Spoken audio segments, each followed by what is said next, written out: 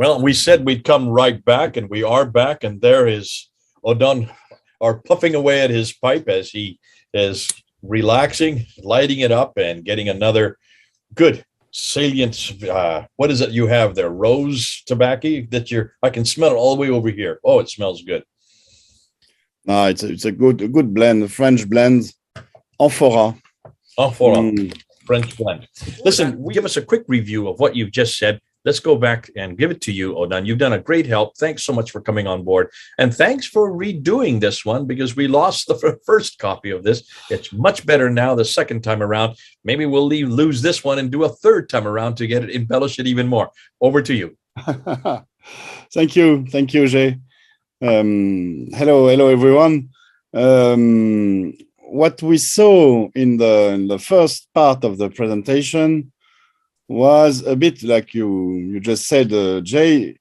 The hard evidence we get from the 7th century, from the coins, from the inscriptions, contradicts the standard Islamic narrative.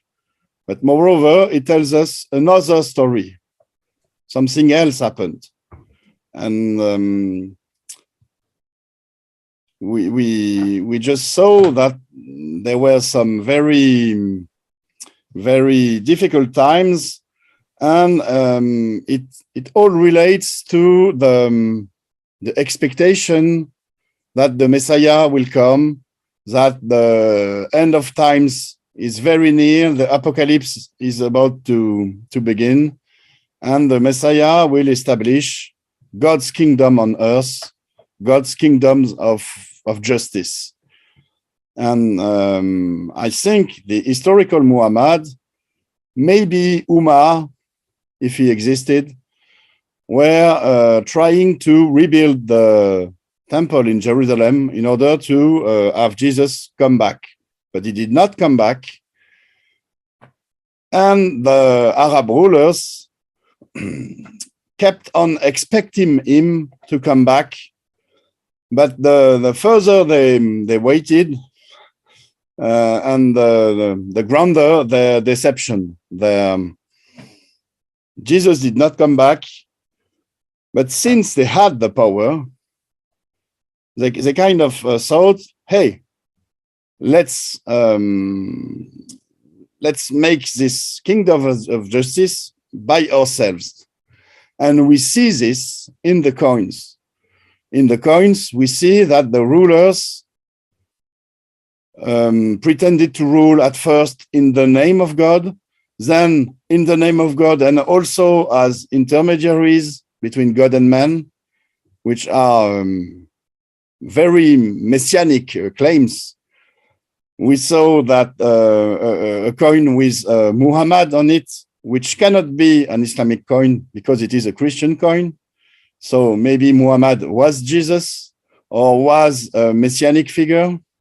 And we saw with Abdallah ibn al-Zubayr something, I think, very important, maybe a tipping point in Islam's history, one of many tipping points.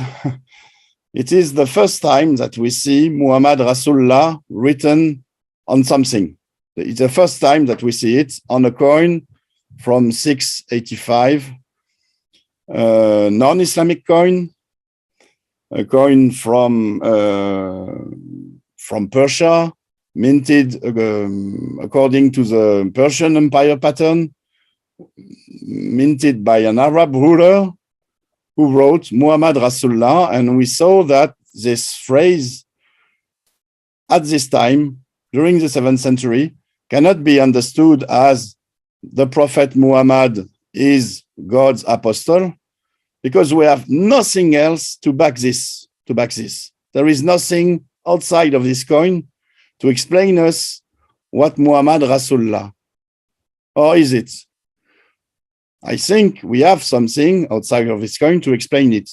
And we went back to the Bible and we found that Muhammad Rasulullah in Aramaic is the very acclamation that was used when Jesus entered Jerusalem, and here the Jewish crowd shouted, "Blessed is he who is sent by God." And in Aramaic, it is almost the same as Muhammad Rasulullah, which means that Abdallah ibn al-Zubayr, when he wrote Muhammad Rasulullah on his coins, he kind of identified himself with Jesus, and he claimed to be the new Muhammad, the new Jesus. And he came to be God's apostle himself, and he was to establish God's kingdom. And it was this claim that fueled his claim to power. He opposed at the time the Umayyad power in Damas, in Syria, and he waged war against the Umayyads, and he lost. He lost to Abdul Malik. And what Abdul Malik did was, at first, having him defeated, having him crucified, and so on. And also, what he did was to gather. He tried to gather every coin of Abdallah ibn al-Zubayr, mentioning Muhammad Rasulullah, and he had them melted to make his own coins, and also to try to erase Abdallah ibn al-Zubayr's memory. But what we see is that here, with one of the first coins that Abdul Malik minted, he took for himself the phrase Muhammad Rasulullah. You see, instead of inventing something new, and I think this is Abdul Malik's genius here, he took everything from himself, for himself. He claimed to be the Muhammad instead of Abdallah ibn al-Zubayr. He claimed to be the Rasulullah, the one sent by God, instead of Abdallah ibn al-Zubayr, because he defeated him. And he took for himself also to be the servant of God, the commander of the believers, and he took the Bismillah for him also, as we see here on this false, that was this Umayyad false, this copper coin, which was minted by Abdul Malik between 690 and 696. We see use the Bismillah again, in the name of God here. There is no God but God, God alone.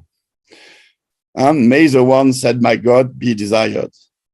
And on the obverse here, we see Abdul Malik himself, the standing Caliph, with the hand on his sword, his sheathed sword, about to unsheath his sword and to wage war, and claiming to be the servant of God and the commander of the believers.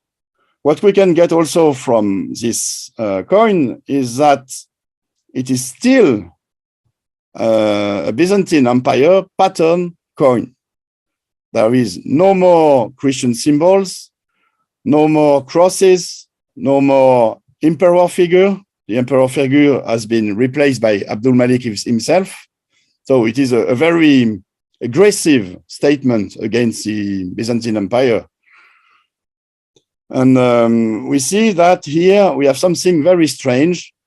Instead of the traditional Byzantine cross, we have a pole, a staff with a sort of round thing around it. We don't know for sure what it is. Is it the black stone? Is it something? We don't know. We don't know, but for sure it is not a Christian cross. And again, when you put all this together, it is a very aggressive posture, a very aggressive statement against the Byzantine Empire. We saw that. May I just interrupt? That obverse symbol that you're just talking about, is it not a mockery of the cross itself? Because it has the pedestals as if it's the Byzantine cross, but it has the circle replacing the cross itself. Would that be a kind of a mockery against Justinian II? I think so. I was about to make a sort of a relation between this coin and the one Muawiyah minted. You remember the gold coin that Muawiyah minted at the end of his reign to pay tribute to the Byzantine Empire. And Muawiyah started the mockery. He started to mock the Christian symbols, and he retrieved the cross and replaced it with something else, a staff and a bar. And here, the interesting point here is maybe the evolution between Muawiyah's coin. Let me just show it to you. Muawiyah's coin here with the staff and something that is not a cross. And with Abdul Malik, we have something in the shape of a sphere. And in other coins, in later coins from Abdul Malik, we will see also this sphere. Here it's very, very crude. It's a sort of symbol. And one hypothesis would be that this could be a depiction of the black stone. But I don't know. I don't know. Maybe, or maybe it's just a mockery. Okay. But it worked very well as a mockery because the Byzantine emperor at the time started to realize that Abdul Malik was an opponent and a strong one. And this will be even more clearer with Abdul Malik's inscriptions and other later coins. Here, I want to have a look at some of the inscriptions on copper plaques on the Dome of the Rock, which are attributed, the inscriptions, to Abdul Malik. Abdul Malik built the Dome of the Rock around the year 692. We don't know for sure whether it's the starting of the building or the end of the building, 692. But the Dome of the Rock is something very particular. At the time, there was, instead of the Dome of the Rock, on the Temple Mount, there was a very crudely built temple that one Frankish bishop who did a pilgrimage in Jerusalem and in all of the Holy Land saw, and he described in 670 a large house made with beams, large beams, quadrangular house which could house thousands of worshippers. So there was a construction here. It was the third temple built here on the Temple Mount. And when Abdul Malik decided to destroy it, to have it erased and to build something else,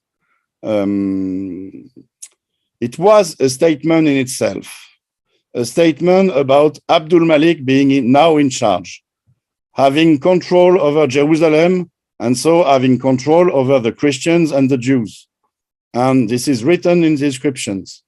And there is something else. The Temple Mount and the Jerusalem place was supposed to be, in the very early 7th century and the very early Islamic tradition, the place of the apocalypse, the place where Jesus was to come back, where the nation were to be gathered in the Kidron Valley, so just outside of the temple, and the judgment day, the judgment of the nation should have happened there.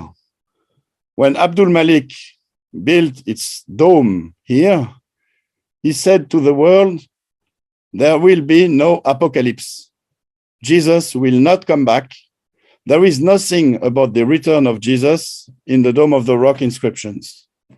So he tells us that the waiting for the Messiah is over. Something else is happening. He, Abdul Malik, takes charge, and he will begin the Messianic times. This is a very, very strong symbol and statement that we can get from the very building of the Dome of the Rock.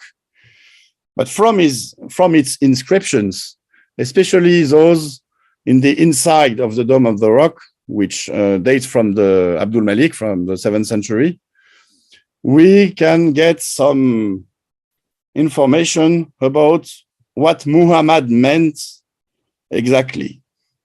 And this is very, very interesting. Here on this plaque, I have just written here an excerpt. It's not the whole writing. We can read, "We ask you, O God, to bless the Muhammad, your servant, your prophet, or your envoy, exactly, and to accept his intercession with you for his people." So who is this Muhammad here? Is he the prophet of Islam? Or is he, I think, Abdul Malik himself? You see that Muhammad is the servant of God. This is exactly what Abdul Malik wrote on his own coins. "I am the servant of God and the commander of the believers."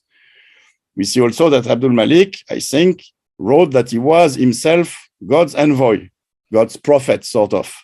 Here, the translation is not very good because it's Rasul. Rasul is sent, the one who is sent, not prophet per se. Prophet in Arabic is Nabi.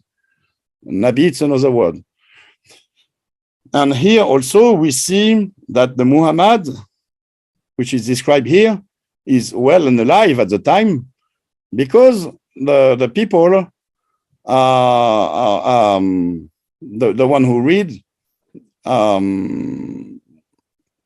can understand that he is interceding to God interceding to God for his people.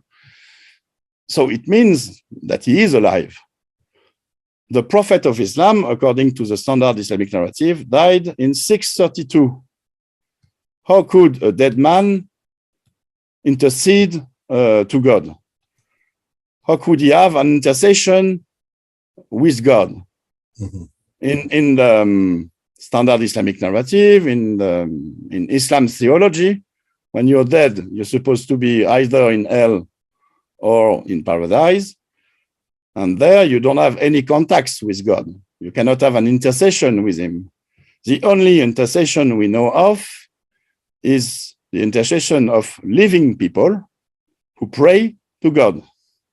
And this is what is described here. So it means that the Muhammad that is described is a living man who claims to be the servant of God and the envoy of God. I think it is Abdul Malik who is described here. And we can see this also in another inscription in the Dome of the Rock, another copper plate. Here it is the one at the northern entrance inside of the Dome of the Rock, which says, Muhammad is the servant of God and his messenger, whom he sent with the guidance and the religion of truth, that he may make it conqueror of all religion.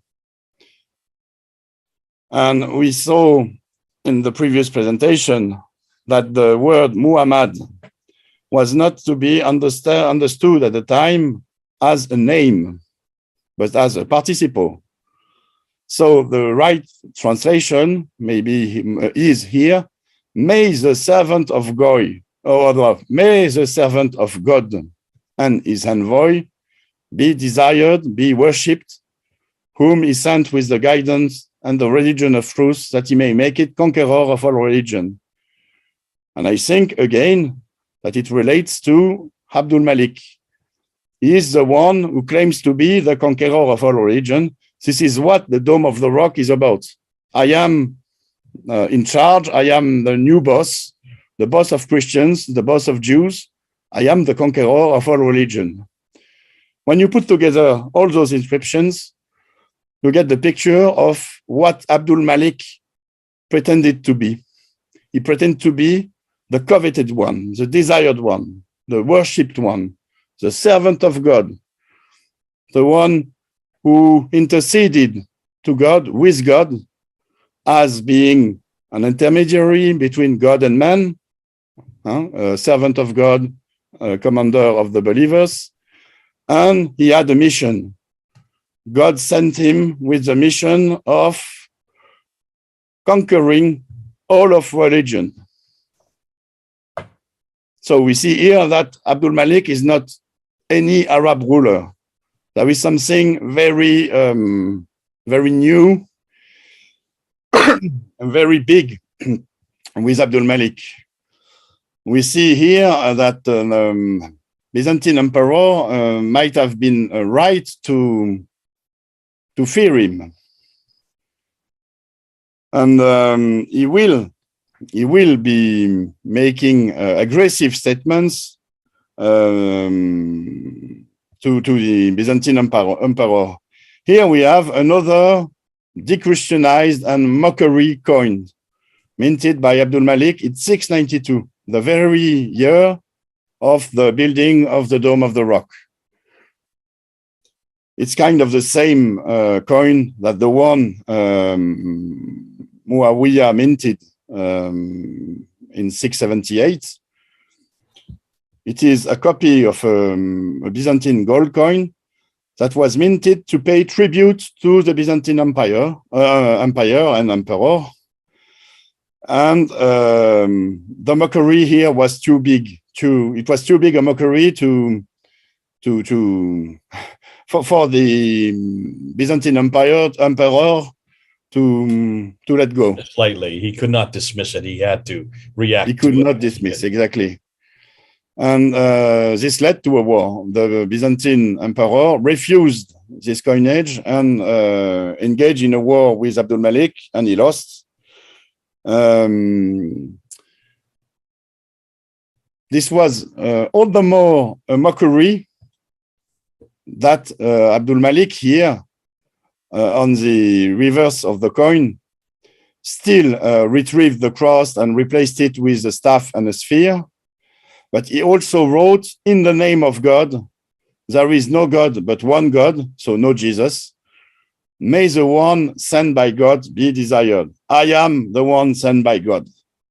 So this is not only an aggressive statement, but also a sort of, there is a continuity with the copper plate inscription we saw. Abdul Malik here claims to be the conqueror of all religion. And with sending those coins to the Byzantine emperor, he tells him that he will conquer his religion, hence he will conquer his empire. We have also another thing to bear in mind is that the Byzantine Empire at this time in 692 changed.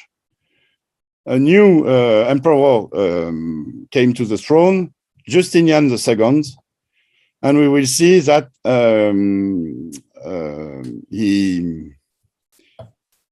he had different views about Christianity, about his own religion, than his predecessor, and that might have been a reason why he came to war, he waged war to Abdul Malik.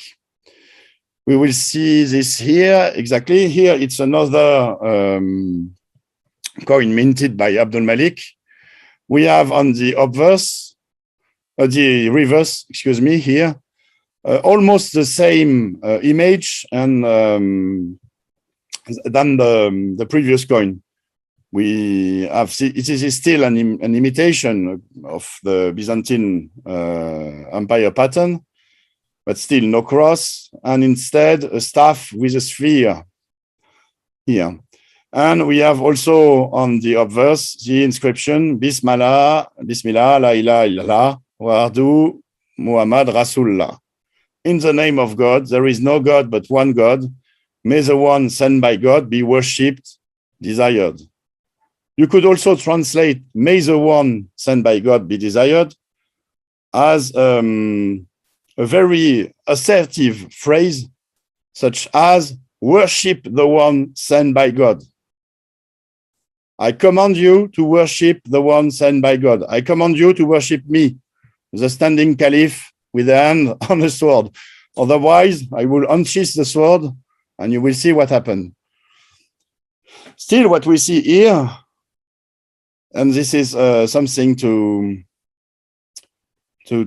underline, this is still a Byzantine Empire pattern, even though there are no more Christian symbols, and the Byzantine Empire figure has been replaced by Abdul Malik. And I told you that things might have changed with the coming to power of Justinian II. He came to power in 692. And I think his predecessors, at least the three, up until the three previous emperors before Justinian II, had not the same orthodox view on religion as Justinian II. His predecessor they had a sort of soft touch for the monophysites. So the one who believed that Jesus was not the Son of God, or that he was not part of the Holy Trinity. And this could help to explain the good relationships between the first Arab rulers and the Byzantine Empire. But with Justinian II, we have a very orthodox emperor who wants to enforce a very orthodox vision of Christianity. And he tells the Byzantine world so by minting this solidus, this gold coin here. You might see here that we have the standing emperor figure with the cross in his hand, which is a traditional Byzantine Empire pattern. But on the obverse of the coin, we have the figure of a Christ Pantocrator, a Christ Almighty, which is in direct opposition to what Abdul Malik pretends to be. And so here we have the clash. There is a clash between the new ruler, the new Arab ruler, and the Byzantine emperor. So there was a war, as we just told, and the Byzantine emperor lost, which led Abdul Malik to be the unchallenged ruler of the Middle East. And here we have something very, very new, because by defeating the Byzantine Empire, he was able to start anew, to build his own empire. And this is what his next coin will show us. The next coins, and you will see that those are coins that are minted within a year or two of each other. So things are evolving very, very fast. In 692, he was building the Dome of the Rock, writing these inscriptions, minting his first coins. The former coin was from 694. And here we have a coin from this year, 694, 695, which is very, very interesting. It is still a sort of Persian Empire pattern coin. We still have the Zoroastrian symbolism, but we have something here. We have the Muhammad Rasulullah phrase, may the one sent by God be desired, in the name of God also. But here we have also the Amir al-Mu'minin, I am the commander of the believers. And here we have something new. Something new and something very interesting. Here Abdul Malik, which is depicted here with as a standing caliph figure and the hand of his with the hand on the sword. Here Abdul Malik says, I am Khalifat Allah, which means lieutenant of God. I am the caliph of God. This is the first time we see the word caliph on a coin.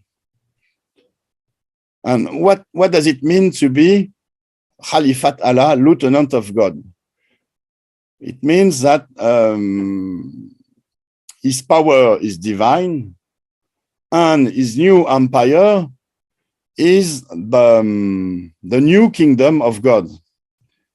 He rules in the name of God, but moreover, what he does, the territory on which his rule applies is the territory where God's law is abided by.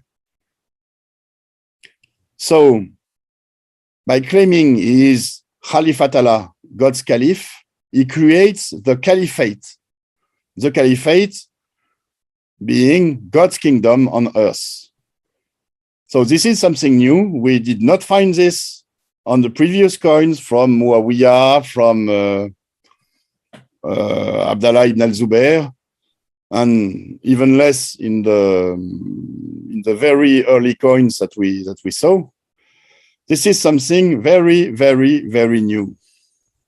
We can also gather something from the juxtaposition of the Persian emperor figure here, traditional Persian emperor figure with the likes of Khosrow II on one side of the coin, and on the other side, the real ruler. We have here the Caliph himself with the hand on his sword. Here, this is something very symbolic. This is the power of ancient Persia. Here we have the new ruler, the new boss in town. We have another coin almost almost during the same time, which is even more interesting. It is still Persian Empire pattern with Zoroastrian symbolism. There is the Arabic phrase Bismillah la ilaha illallah wa ahdu Muhammad Rasulullah, the same as before. In the name of God, there is no God but God unique. May the one sent by God be desired. But here we also find the same phrases as before. Amir al-Muminin, commander of the believer, Khalifat Allah, lieutenant of God. And at the center here, we do not have the standing caliph figure. We might see him here instead, in the place of the traditional Persian emperor figure, because look at this here. We see that he is holding his sword. He has his hands on his sword, ready to unsheath his sword, a bit like the standing caliph figure. So it might be Abdul Malik himself here, and not the effigy of Khosrow II. And here in the middle, we have something a bit odd. It's a sort of an arch with a lance. See here the shaft, the end of a spear, not a lance, a spear. So another symbol of power, another very aggressive symbol. And we have a unique expression here, Nasrallah, God's help, which reminds us of the Quran itself. In the Quran, there is this surah, a very short surah, Surah 110, about Nasr Allah, God's help. When God's help comes and the victory, and you see the people entering into the religion of God in crowds, glorify your Lord with praise and ask forgiveness from him. Surely he turns in forgiveness. This is one of the very last surahs, a very apocalyptic surah. It tells us about the end of time. The end of time will be when God's help have come, and the victory will be here for God's religion. This is what Abdul Malik claims. I am God's help. I am myself God's help. By creating the caliphate, the victory has been achieved. We are victorious. And let's begin a new era. So in a sense, the end of times have come. The apocalypse is now, but it's not an apocalypse of destruction. It's an apocalypse of building a new kingdom, God's kingdom on earth. And this is what Abdul Malik pretends. So something very, very strong here. And we see that it is not only in the East that Abdul Malik pretends to be Khalifat Allah, but also in the West, as we find numerous coins, other coins in the West, with the Byzantine Empire pattern, also claiming that he is Amir al-Mu'minin, commander of the believer, and Khalifat Allah. I have found some, but I'm sure there are many, many, many others.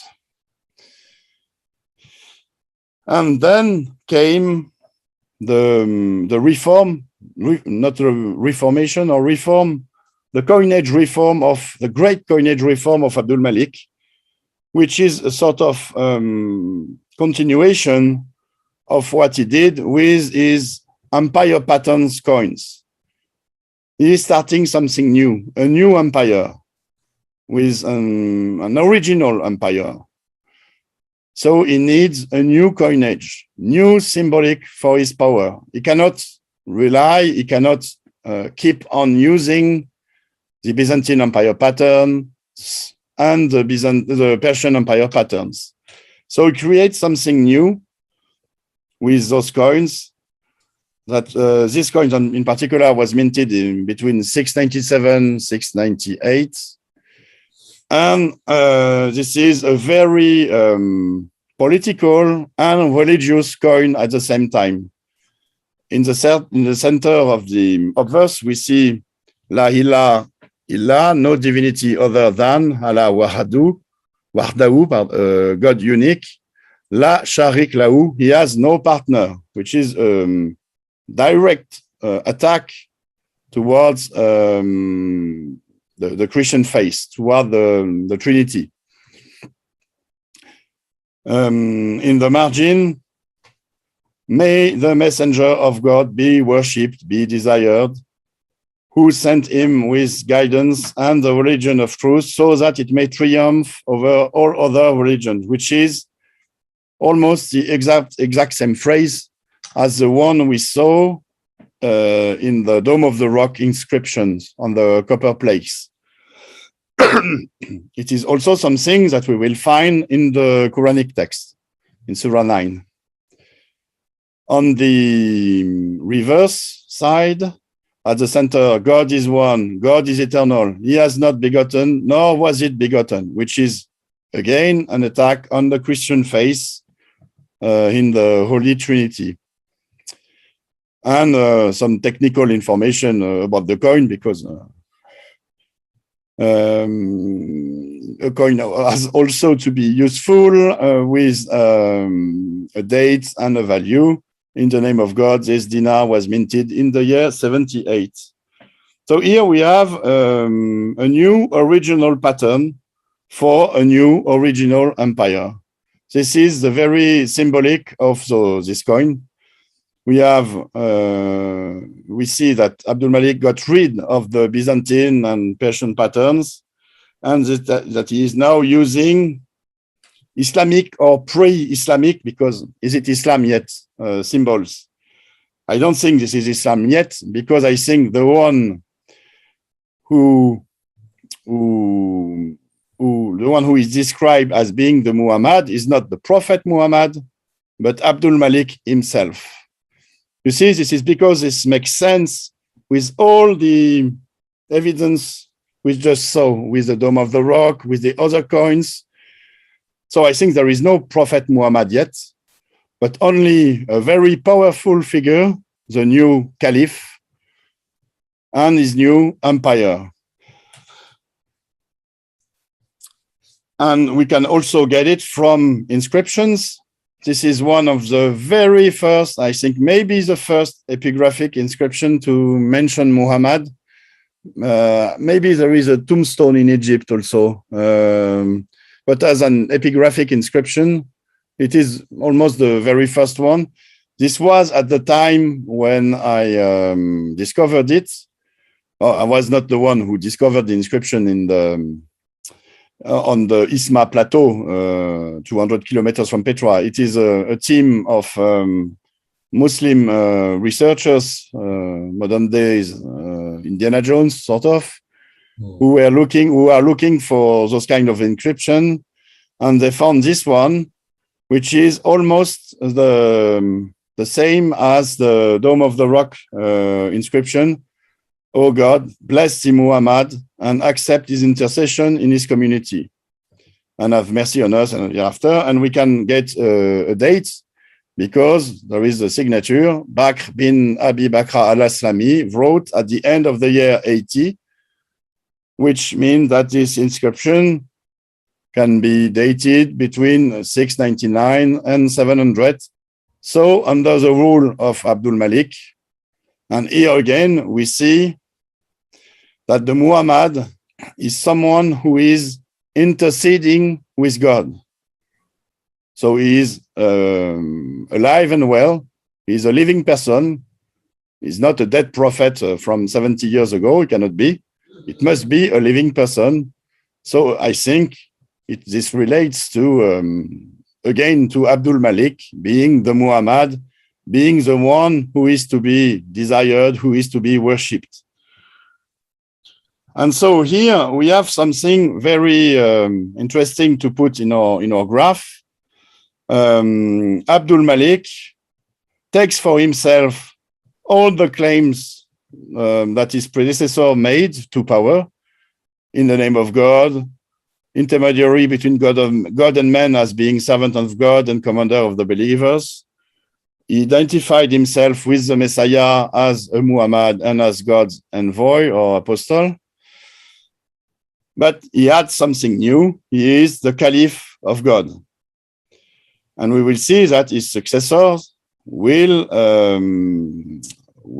keep on this title, will keep on being Caliphs of God, ruling over the Caliphate, ruling over God's new kingdom on earth, God's new kingdom of justice. But here we have opened a new era, and we will see no more coins with Christian and Zoroastrian symbolics and empire patterns, former empire patterns. We will only have coins with inscriptions such as the one we just saw, with pre-Islamic or Islamic symbolism. But it does not mean that the standing Caliph legacy has disappeared. We do not see coins with the standing caliph on it, with the hand on his sword, but we see other depiction of the standing caliph figure. For example, with this statue, which date from 740, 750. Mel already showed it on your channel, Jay. Yeah. And I think I was the one who sent the photo to him. But I don't know whether I got it from me or somebody else. Thank you Thank you. And so this is a statue of we think the Caliph Walid II, one of the last Umayyads before the Abbasid revolution, before the war between the Umayyads and the Abbasids. This is a statue that has been found in one of his palaces. It might have been sculpted a bit before, but we can say for sure that he had this statue in his palace, either to remember that he was Abdul Malik's successor, the standing Caliph successor, but also to tell the world or to tell the people that were coming in his palace that he himself was kind of, he was like the standing Caliph, he was the standing Caliph, and he also had Abdul Malik powers. Yes, so it's reminiscent of the Abdul Malik coins. And just as an element of context, this is a coin which was minted by Walid II. We see here that we are in the Abdul Malik coinage reformations pattern. The Arabic script has a bit changed. It's more of a Kufic script now. On the Abdul Malik's coin, it was much more of a Hijazi script. Hijazi script meaning a northern script. It's not a script from the Hijaz. But it's almost exactly the same phrases and the same inscription.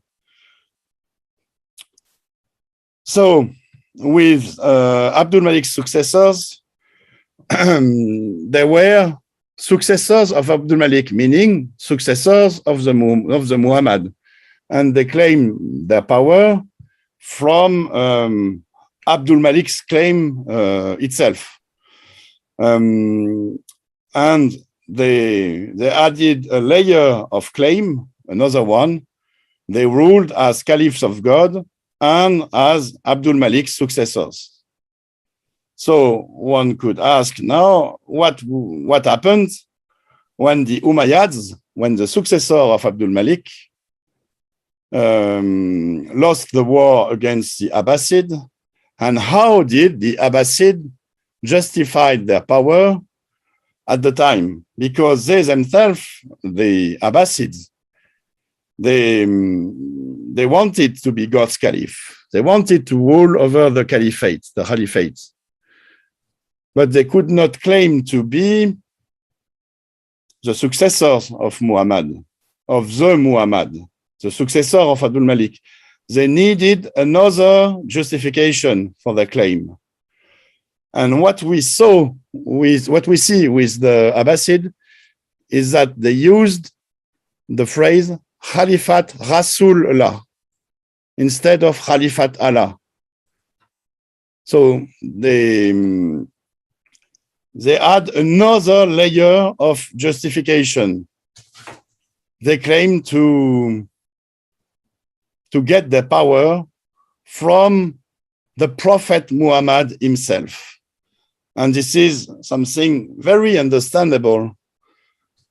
They conquered God's kingdom on earth, but they could not claim, they could not justify their powers by the very founder of God's kingdom on earth. So they had to invent a direct divine justification, which means that someone in the past must have given a sort of revelation that the caliphs were the ones to rule over God's kingdom on earth.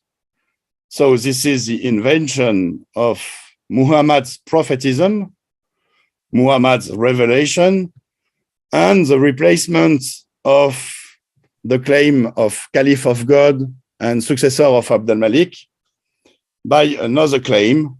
We are successor of the Prophet Muhammad. And this is also the replacement of the identification with the Messiah as Muhammad and as God envoy, with another claim, Muhammad is sent from God. And so the phrase Muhammad Rasulullah now gets a new meaning. It does not mean may the one sent by God be worshipped or desired. The Abbasid will impose a new narrative. They will impose Muhammad as a name and not as a participle.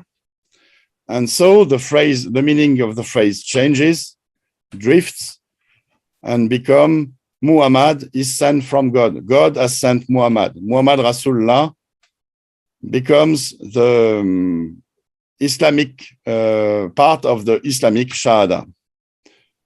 And this is from there that the standard Islamic narrative is created, is tested, and it will take centuries up until the 9th, the 10th, and even after, it will take centuries to form a narrative that is coherent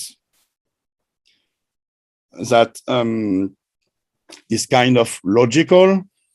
It's not that logical, but it has its own logic, and that justifies the power of the Abbasids. And here we have also, I have something to add about the Ali and the Alids, the partisan of Ali, who became the Shiites. When the Abbasid fought the Umayyads, they formed a sort of a coalition made of Arabs, led by the Abbasids, made of Persians also, especially the Persians that were not within Abdul Malik's empire, and made of Alids, Shiites. They were not Shiites at the time. But in 750, when the Abbasid coalition won, part of this coalition was made of Alids, which means that the Alids and the Abbasid ruled together the Caliphate, which means that the Shiite standard narrative was not created until the end of this coalition in the 10th or 11th century. And this is something very, very interesting because every scholar, every historian knows that the Alids were part of the Abbasid coalition, but they do not draw conclusion from this. The conclusion that there was no real difference between Sunnis and Shiites up until the 10th and 11th century, which explains why the Shiites and the Sunnis have a large common core of traditions and why they share the same Quranic text. It's because it was made by both of them. I think the Shiites were kind of an inside movement in the Abbasid administration. The Arabs, the Abbasid took charge of the military, the administration, and so on. And the Shiite took charge of the religious aspects of the construction. When I say Shiite here, beware, it was not all of the Shiites, not all of the Alids, because some Alids did not take part in the Abbasid coalition, and they formed the Seveners movement, the one that created thereafter the Fatimid Caliphate in Egypt. So it was not all of the Alids that were in the Abbasid coalition. And here we have, with this graph, I think, an explanation of the process that created Islam, the very long political, theological, and religious process that created Islam. We see how layers after layers the Arab leaders built Islam by claiming messianic powers up until there was a ruler that was stronger, really, really stronger than the others, Abdul Malik, who claimed to be the Messiah himself and to establish God's kingdom instead of the Messiah. And thereafter, with the Abbasids, there was the memories were erased. You see, with Abdul Malik, we have something new, but it still relates to the Jewish and Christian expectations of the 7th century. It still relates to the expectation that the Messiah will come and he will establish God's justice, God's kingdom on earth. With the Abbasid, there is no more Jewish and Christian remnants in the religion. It's all new, but it's all based on those former expectations. This is what I have here in my conclusion. As we just saw, Islam emerged from a long political and religious process, a process that is deeply rooted in some Jewish and especially Nazarene Jewish, Judeo-Nazarene, and ex-Christian apocalyptical expectations. There was a plan to trigger the end of times, to have Jesus come back and have him establish God's political reign on earth, the Amr Allah. But the plan failed, and Jesus did not come back, and the Arab rulers kept on waiting on his return as they gradually took on his clothes, his Messiah's clothes, to inaugurate the new messianic times. By claiming to establish God's political reign on earth, they in fact no longer needed Jesus to come back, and they found other justification for their power by inventing the Islamic revelation, and thus the prophetism of Muhammad. And so the Caliph, starting from Abd al-Malik, slowly replaced Jesus. The figure of the eschatological Jesus, the Jesus of the end of time, has thus been postponed by the Islamic narrative to another end of times. It could not be completely removed because of the socio-cultural collective memory, compares the eschatological tradition, which still transmit the former expectation of Jesus' imminent descent in the 7th century, the very tradition that are in some hadiths. And furthermore, Jesus is still useful for the standard Islamic narrative because Jesus' return has been used as a sort of reinforcement of Islam's main hope and goal. Should the Muslims fail to establish God's political reign on earth by themselves, they can rest assured they will achieve it anyway at the end of times, when Jesus himself will come back, will take command of the Muslim armies with the Mahdi, will conquer the world, slay the Antichrist, the Al-Masih ad-Dajjal, and be the judges of all mankind. And so one could say that deep inside, Muhammad's religion, Islam, is actually and still Jesus' religion.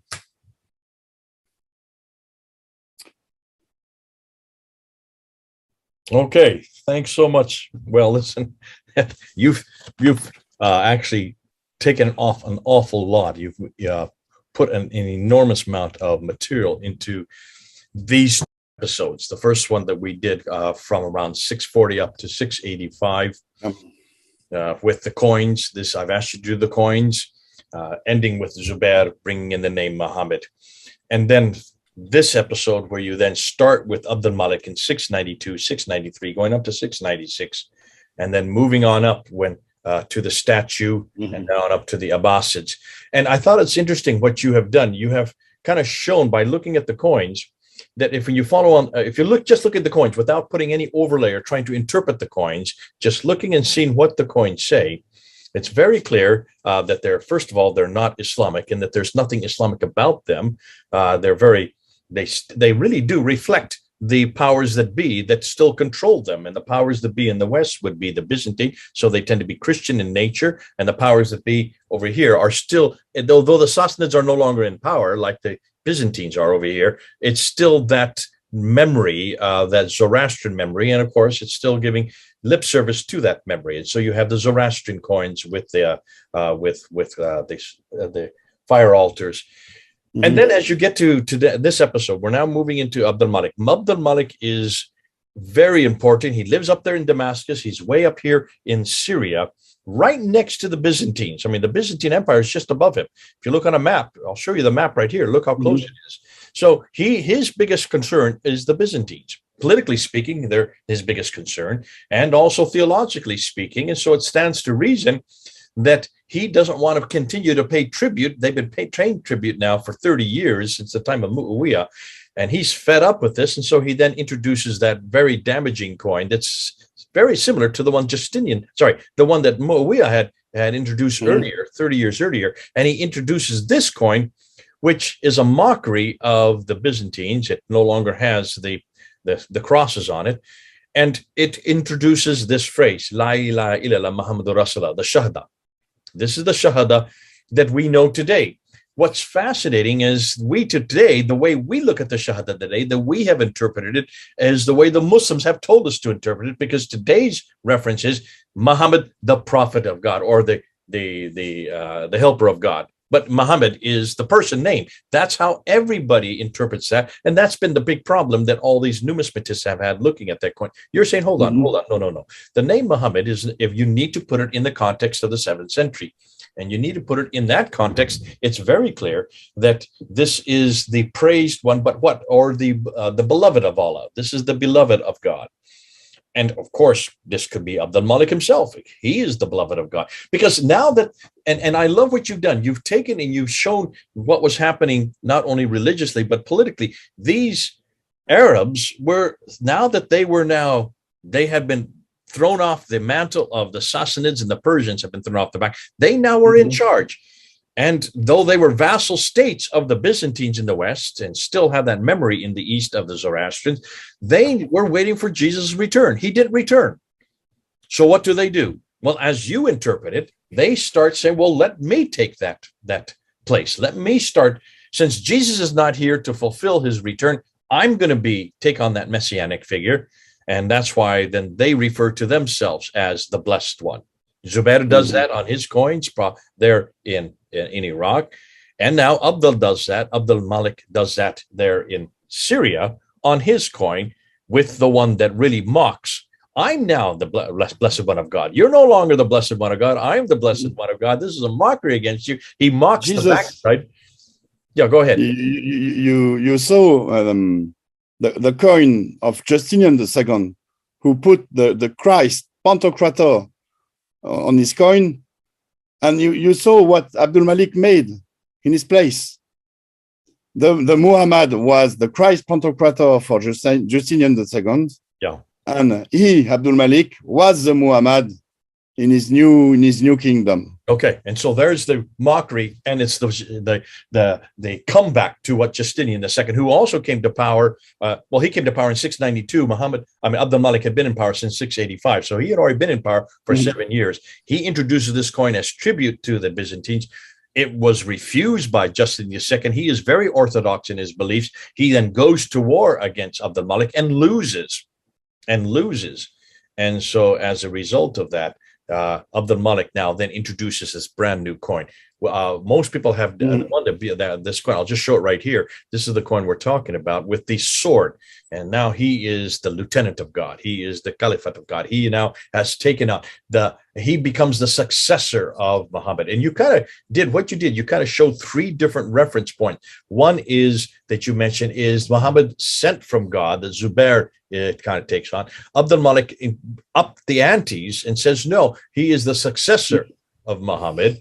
And then you go and do a very interesting thing. You then show that Abdul Malik then throws off the images and now just puts script in there. And in the script on those coins from 696 on, all the script is attacking the Byzantine, but it's attacking the person of Jesus Christ. It's attacking, and it's very similar to the same inscriptions we have in the Dome of the Rock, which are all confronting his divinity, the Trinity, and his sonship, those 3 areas. And then he says, I'm going to be the conqueror. So it's me again. It's really putting him. He is not only a messianic figure, but he is now the conqueror of all religions. And this now is introduced in 696. Then you jump to and you show the inscription. You showed the 2 inscriptions that come after that and the statue that comes later on. But what I thought was fascinating is that you then jump to the Abbasids, and you showed that the Abbasids have taken it one step further. They now look at it as the successor of the Prophet Muhammad. Who is this successor? He is the Prophet Muhammad. So they make him into a person, a man who becomes the prophet, because they need a prophetic line. They need to be in that prophetic line. They're not like they don't have a prophetic line like the Jews and Christians have. They want something that they have. They want what they have, and they also don't have a revelation. And that's why this. If you notice, as the coins are showing this, the books are starting to appear. The Qurans are starting to appear. The manuscripts are starting to appear about the same period. And in the Abbasid period, then we have a whole proliferation of the manuscripts, many different Qurans. So it stands to reason that the coins would then parallel what we're seeing in the manuscript, the evidence. Fascinating stuff. Coins are great because they don't disintegrate, they don't deteriorate. They tell a story, and the story they're telling confronts the standard Islamic narrative in almost every point. And what you've done here, you've shown that the standard Islamic narrative has the wrong people at the wrong place, doing the wrong thing at the wrong time, in the wrong languages, and also in many cases, pointing to the wrong characters. And that's why it's so good that the coins from that time period redirect that and recorrect it, and also give us a much better narrative, a narrative that was actually happening. And what the narrative that I'm hearing from you is very political and religious simultaneously.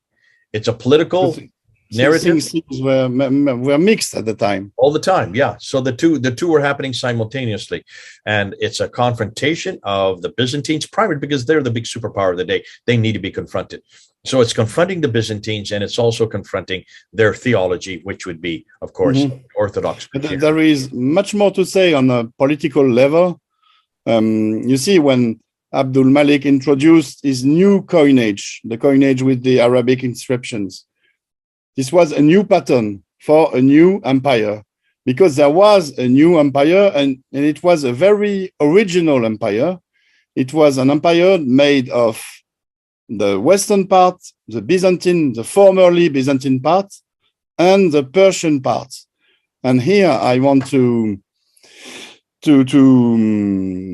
pay homage to Robert Hoyland, who wrote it in his book In God's Path. He had a very interesting reflection. He said that the Islamic Empire was really created by Abdul Malik, and because it was an original empire made from a Byzantine part and a Persian part, it was something that was never swallowed by the Persian influence in the East, nor by the Byzantine influence in the West. You see, for example, at the fall of the Roman Empire in the Western world, in Europe, you had, for example, the Franks, the Frankish conqueror who came from Germany and invaded the northern part of France, and they established a kingdom there. It could have been a German kingdom.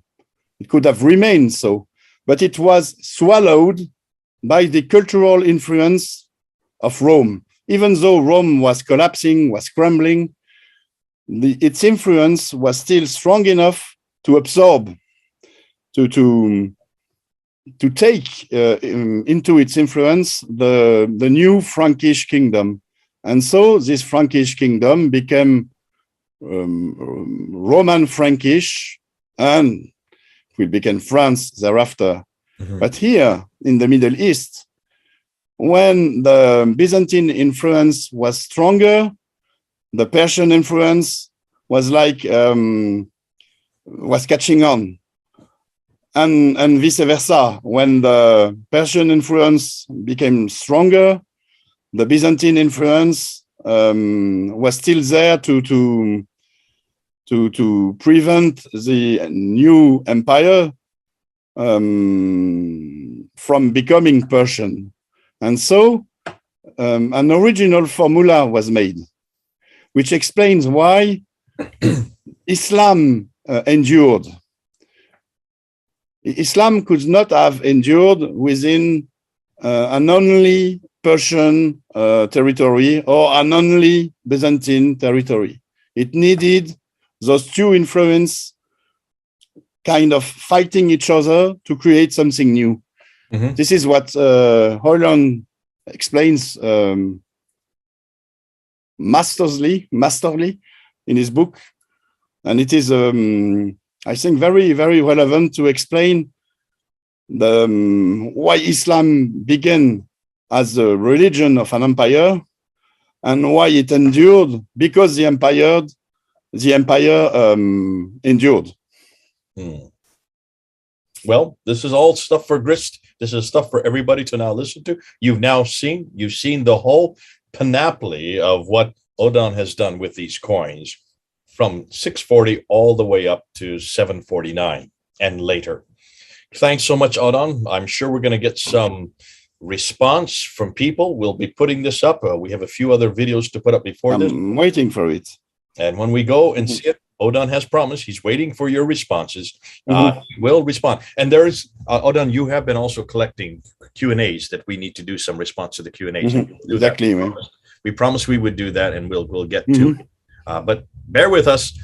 All of these episodes were lost. Almost 10 episodes were lost in the ether, and we've had to redo this. In some ways, it's much better. I much prefer redoing it. It takes time and effort and energy, I know, and I'm sorry for that, Odon, but you've done a great job of putting these coins in a chronological order. And the graph you've done, folks, take that graph. You've seen it there. Grab it on your screenshot and then print it off and then keep it so you can use it to help download it from my website. Or you can go up to his website, and here's his website right here. We'll just put his website here. TheGreatSecretOfIslam.com. There it is, TheGreatSecretOfIslam.com. It's right down below. Pull it down. He's giving you permission to take down his PowerPoint so that you can use it in your own ministry and in your own discussions and with your own debates. Debate with us. Discuss with us. We want to hear what you have to say in the debate. Please debate. I don't pretend to be right on everything. I think I got the big picture. But debate, correct me. Debate can only improve our vision. Yeah. And I'm all for debates. This is called peer review, and we need you as our peers to help us out, to show us where we're wrong or where we're right, or where we need to improve, and where we need to look. Maybe we're missing something. Help us out with this. That's why we're here. That's why you're there. And that's why we can use YouTube as a vehicle to do just that. God bless you. This has been great. Thanks, Odon, for coming again and reading. Thank you, Jay. Thank you a lot. This is Odon in France, and this is Jay here in the United States, 3,000 miles apart. Yet, looks like we're right next door, doesn't it? God bless you. We'll see you later, Odon. See you all. This is Jay and Odon. Over and out.